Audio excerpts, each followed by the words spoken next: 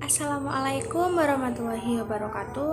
Hello, my name is Sofia Nur Nabila, Prodi Pendidikan Bahasa dan Sastra Jawa, Fakultas Bahasa dan Seni Universitas Negeri Semarang.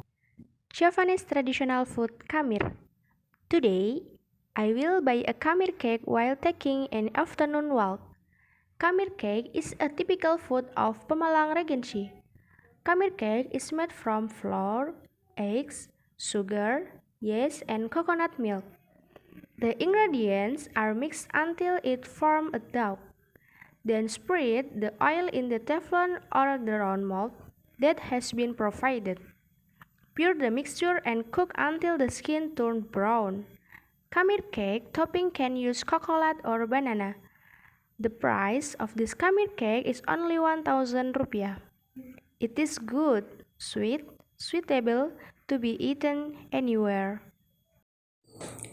Thank you. Wassalamualaikum warahmatullahi wabarakatuh.